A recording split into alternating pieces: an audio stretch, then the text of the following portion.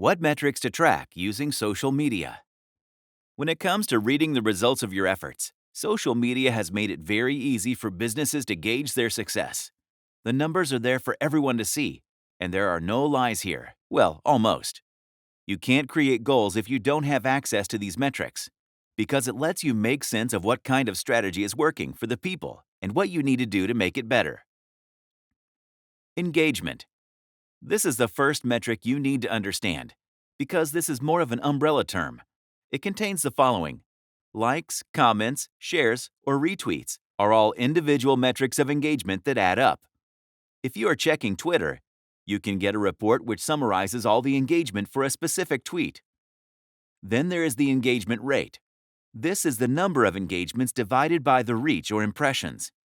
When the numbers are high, you can rest assured that people find your tweet or post interesting. When it's organic, it means that you are able to create brand awareness without having to prompt action from the users. That's a good sign too. Impressions and reach. These are two other metrics that often confuse businesses. If you are working towards improving or even understanding brand perception and awareness, you need to look at these. Here's how you know the difference. Impressions tell you how many times a user saw it on their timeline. Reach, on the other hand, tells you the possible number of unique viewers your post could have, reached. Typically, this is calculated by adding your number of followers and the follower count of the accounts that shared your post.